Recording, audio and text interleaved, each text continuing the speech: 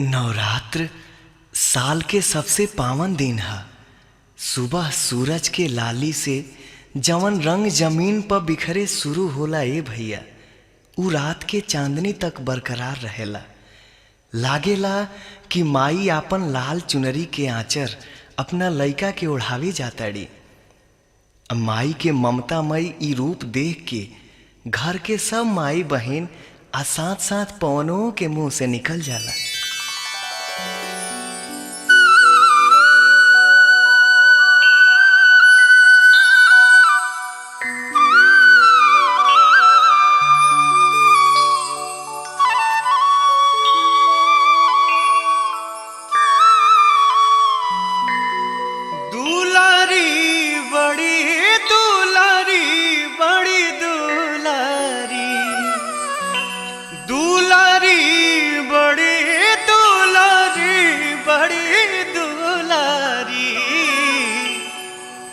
सबका से हई सुकाबार हमार मैया सुनारी।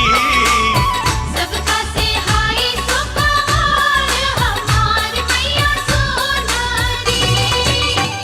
दुलारी बड़ी दुलारी बड़ी दुलारी, दुलारी बड़ी दुलारी बड़ी दुलारी।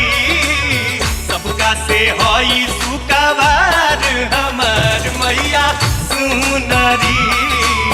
सबका से हई सुकाबार हमार मैया सुनारी।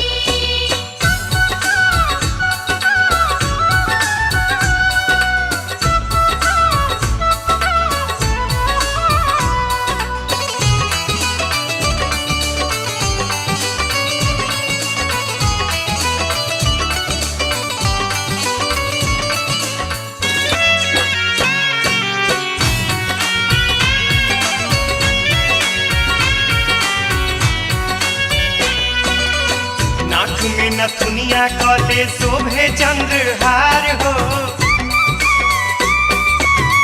एक हाथे गादा दूजे हाथे तलवार हो। नाक में नथुनिया गले शोभे चंद्रहार हो, एक हाथे गादा दूजे हाथे तलवार हो। चुनारी लाल चुनारी लाल चुनारी, चुनारी लाल चुनारी लाल चुनारी। शोभेला लाल जटकार हो भवानी माई के चुनारी। सबका से हई सुकाबार हमार मैया सुनारी।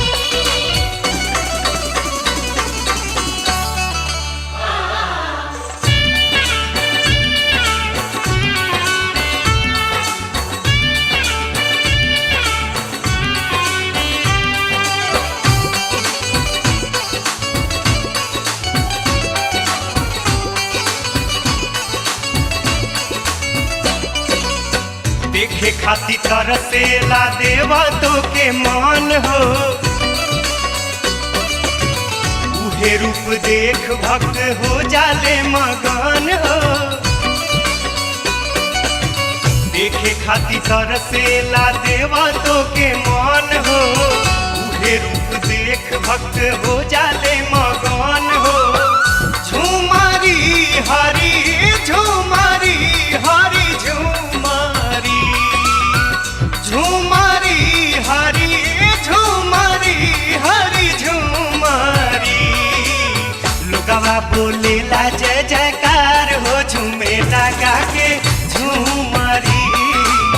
सबका से हई सुकाबार हमार मैया सुनारी।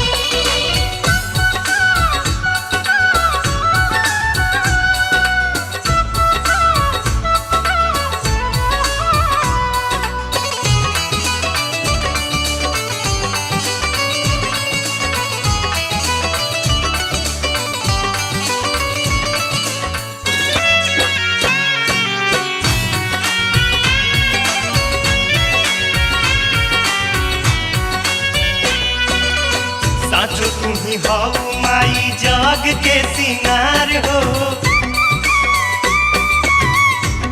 तोहरे से बाटे सारा जग उजियार हो।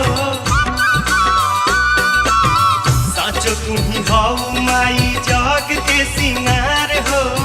तोहरे से बाटे सारा जग उजियार हो। पुतरी हई पुतरी